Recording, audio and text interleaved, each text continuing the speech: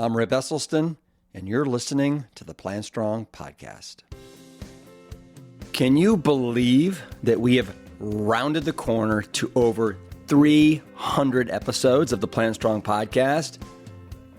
I can, because I feel it, and it's been great. But since 2019, our hope is that we've been your trusted companion, keeping you inspired, informed, and empowered on your whole plant journey. Now, to celebrate this milestone, I thought it'd be fun to drop a short, entertaining, and wildly informative mini-sode with my producer, Carrie Barrett, with our tips for eating whole food plant-based when traveling, and yes, even when eating out at restaurants. That's coming up right after this word from Plantstrong. Whether you're building your first plant-based pantry or restocking your favorites, Plantstrong makes it simple. With our new bundle builder, you can handpick any 10 items of your choice. For example, pizza kits, cereals, chili, burgers, and sauces, you name it, you save 10%. Or you can subscribe and save 15% with free shipping. It's flexible, it's affordable, and it's always 100% whole food, Plantstrong. Build yours today at plantstrong.com. A few months ago, we here at Plantstrong, we sent out a survey to all of you, along with our customers, asking, tell us your biggest struggles or challenges with eating a whole food plant-based diet. Well, over 1,000 of you responded, and a few common themes kept bubbling up. So I thought it would be fun to bring on my longtime producer of the podcast, Carrie Barrett, to address some of these topics and give you our honest and authentic advice. Carrie has been whole food plant-based for over 16 years. She's also a coach, marathoner, a triathlete, and dare I say, a new fan of pickleball. She's also an integral part of our retreat team and talks directly with many of our listeners on a daily basis. So today, we're going to address one of the biggest hurdles, and that's how do you navigate traveling and eating out at restaurants. So let's just dive right in. Welcome back to another episode of the Plantstrong podcast. Here I am with Carrie again, and we're going to do our thing. Yeah, I love these little mini-sodes where you've invited me in as not just your producer, but as sort of the every woman who is employing this lifestyle in my daily life. And the challenges that we get from people and the questions that we get from people are all the same issues that I deal with on a daily basis and that you deal with on a daily basis. And I mean, there are tips and tricks that we can share and that we're excited to share. And this is a big topic, Rip. This is a huge topic for all of us. So what's the next topic we're going to dive into? We're going to talk about traveling and eating out at restaurants. Whew, boy. You know what? So let me just start by saying that I look at this as an adventure. And how can I make this lifestyle work, meaning whole food, Plantstrong, as best as I possibly can, even if I'm traveling, if I eat out, and do it in a culture that does not support me in this endeavor.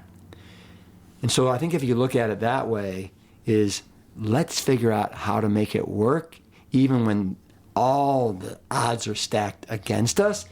And then that makes it an exciting adventure as opposed to, oh my God, I can't make this work. This is too difficult. Nobody wants to work with me here. There's no compromise. You know what I mean? Oh, yeah. Oh, yeah. Yeah. Now, I have this, I'll start with a story that I think we can all relate to. So it was right before the holiday season, and I was getting together for a girls' night. There were 4 of us going out to dinner, And somebody picked the restaurant that was not me. And of course, it's not a vegan restaurant, but in fact, it is more of a steakhouse than anything else. And so right away, I want the audience to feel the panic with me. Yeah, right. Feel the stress rise in your gut like it does mine every time someone else gets to pick the restaurant. And I was like, okay. And they know the way I eat. But again, I'm like, all right, I can go along. And I looked, the first thing that I did was go online and look at the menu. Right. And that way there was no awkward moments. There were no awkward moments with any of us when it came to ordering. And I knew exactly what was on their menu. I knew every vegetable that they had.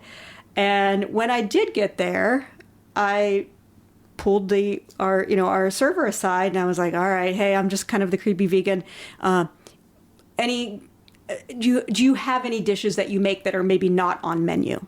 And so it was an easy deflection then, and I was able to get what I wanted. But I understand that stress, Rip, of like, oh my God, I don't want to do this, but here we go. Well, what's interesting about what you just said there is that you almost, without knowing it, were employing an acronym that I have been using forever, and I've told people and I've written about it for well over a decade, and that is this is when you're eating out at restaurants, and the acronym is FAB, F-A-B. The F stands for figure out what you can eat. Take a look at that menu, and what is it that does meet with your dietary restrictions? And typically, you've all heard this, you can make it work at a steakhouse, and you just get all the sides, right? You get the sweet potato, steak cut fries, you get the side of broccoli, the eggplant, you get a big old salad, but you can make it work. And typically those steakhouses have great sides. They have sweet potatoes as big as your head. I mean, they are some of the best. Yeah. They are some of the best and then, places. Like Mexican restaurants, I just get a side of black beans, rice, a bunch of veggies, and then I say, can you send me some corn tortillas, like 10 corn tortillas that are just steamed? And then I make my own tortillas there, right? A little tortilla taco factory there at my chair. But so the FAB is figure out what you can eat. The A, and you did this beautifully when you pulled the waiter aside in your example, is ask for what you want. Remember, you're the customer here. Typically, most restaurants want to please the customer. And so don't feel bashful. And I love the way you did it. You didn't create a scene. You pulled the waiter over and, as opposed to doing it in front of everybody. And you just said, hey, is there any way that I could get, this, this, and this? And I tell people, you can always call ahead. Yes. Right? Yes. I've done that before as well. If you know the restaurant ahead of time, and you can let them know your dietary restrictions. But you can also ask the waiter, is there any way you could ask the chef if instead of doing this stir fry in oil, they could do it with orange juice, water, beer, wine, anything besides, the oil that's 120 calories per tablespoon. Right.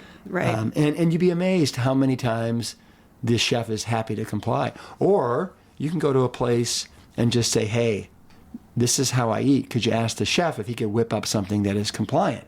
And they'll do something.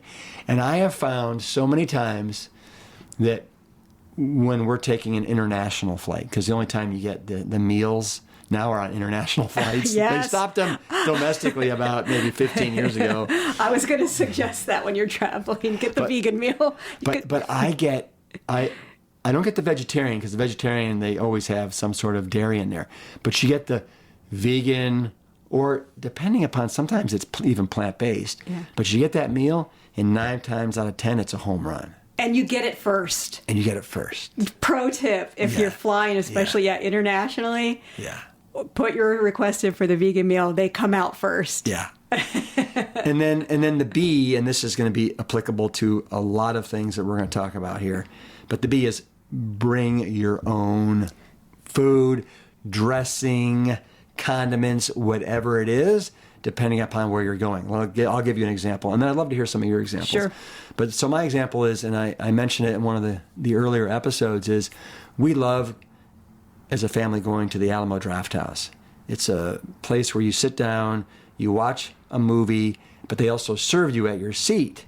I always get the pizza without cheese, the red sauce with roasted onions and mushrooms. It's phenomenal. But I also typically will get a big old salad that they serve there. And they have a great, I can't remember the name of the salad, but it comes with all kinds of things, but I can't stand the dressing. Yep. So I bring my own dressing that's hidden in my little man purse. And then I pull it out at the appropriate time. So that's just an example. That's a great example. I have many that I could share, but one that sticks out is my late dad, my late father. One of his favorite places to eat was Longhorn Steakhouse. So after he passed, and I was in Ohio for all the celebrations of life, my family wanted to go to Longhorn Steakhouse in his honor. Big family, like everyone. There were probably 20 of us there. And so I went and air fried, before we left the house, I went and I air fried a block of organic tofu and heated it up. When I got to Longhorn Steakhouse, I did what we've already shared, which was I got a salad. I just got balsamic vinegar. I just asked them for balsamic vinegar for my dressing. Gigantic sweet potato, side of broccoli, and I threw my little slab of tofu on that salad. And I was sort of the envy of the family. And it's amazing how many times when you get something that's maybe a little off menu, how many people look at your dish and go, that looks amazing. Yeah. It happens more than you could imagine. And so those are my tricks for eating out. When it comes to travel, much like you with your man purse, I am never without my little collapsible lunch pail with me. Yeah. And I don't care if my flight is 2 hours or an overnight flight. I always have that thing stacked with snacks or fruit that I've purchased before I've left the house. Now, keep it in mind that you cannot pack hummus, you cannot pack peanut butter, but you can pack a peanut butter and jelly sandwich, or you can pack a wrap that has hummus on it. You just have to be careful with TSA because they will confiscate some things. But I always have like the little cutie oranges, bananas, sandwiches, snacks, that little edamame, like dried edamame you can get. You can even find some of that at the airport. I know Dr. Dawn Musalem did a little Instagram story on how she eats with all of her travels. And she found soy nuts at an airport and just snacks on those. That was something that she had along with some fruit and stuff. So it's a big tip. Yeah, and I do all the same things that you do. I do typically fruit that travels well, oranges, apples, bananas. I always put them at the very top of my backpack and eat those usually first. I love, like you, peanut butter and jelly sandwiches. I make them on the Ezekiel 4-9 bread, and depending upon how long it's going to be till I get to my destination, I'll either make 1 or 3 of those. And there's been many times when I've had one the next day. And then I always carry a bag of either the chocolate granola, the Plantstrong chocolate granola, or one of the cereals, the Ritz Big Bowl cereals. And that way, for example, I can go to Starbucks, I can go to any coffee shop or smoothie shop and then just say, hey, will you sell me a 8-ounce glass of milk? Half the time, they give it to me for free. And I let them know it's for my cereal. Yeah. And then I ask for a bowl as well, and then I mix it up and make it. And it's awesome. That's fantastic. The granola, I can assure you, saved me at an airport one time. We were coming back from our last retreat in Sedona last fall, and I got stuck in Denver for the night because of flight delays and misconnections. But guess what I had? I had leftover granola from the retreat, and that was my dinner that night, and it was my breakfast the following morning on the way to the airport. So, easily carry on a bowl. Yeah. And I think that that's just it. It's like, don't catch yourself unprepared. Find ways to have something on hand. And if you are a traveling executive, for instance, and you are always on the go, you should have a routine. And you should create a routine of like, these are the things that I never leave home without. Well, and I'll just give you an example. Like John Mackey, CEO of Whole Foods, traveled over 100 days a year for multiple decades. Mm-hmm. And once he went whole food plant-based, pretty much around 2005-ish, he would travel with his own rice cooker, a miniature rice cooker. Yeah. And so he would make that in his hotel room. He would typically try and find a place to stay that had a kitchen in it, mm-hmm. so he could make his own food. He also, especially nowadays, you can order from Instacart or any of these services and order your groceries from the closest grocery store, and a lot of times have them, like Uber, have them delivered right to your hotel. And now you've got basically everything that you could want for the 2 days or a week that you're there. So again, I love what you said, prepare ahead of time, mm-hmm. figure out a routine that works for you, and then stick by it. Just stick to it. Yeah, another little travel food that we like to get a lot when we can are just the veggie sushi rolls that if you can find them with brown rice, even better. And take those with you on the plane, and we load up. I mean, I'll have like 4 packs of them on the plane, and that way, once again, people are looking over at you like, man, you did good. Like, I would rather have that than this bag of Doritos or whatever it is, So I think preparation is key here, and that is the key to almost everything that we're talking about with Plantstrong is just being prepared. And I think one of the things that we should talk about in a future episode is that barrier of timing and meal prep. So how do you fit it all in and get meals prepared? And so I think we'll talk about that in a next episode. But so for this episode, remember FAB, figure out what you can eat at those restaurants, look at that menu, ask for what you want, bring your own food, and then when you're traveling, plan ahead, pack food so, a hungry stomach doesn't turn you into somebody that's going to have weakened willpower and do something that you're going to regret. And there you have it. I love it. All right. Keeping it Plantstrong on the road. Plantstrong. I want to thank Carrie for co-hosting this mini episode with me. I also want to thank all of you for sharing your fears, hesitations, and any burning questions that you have.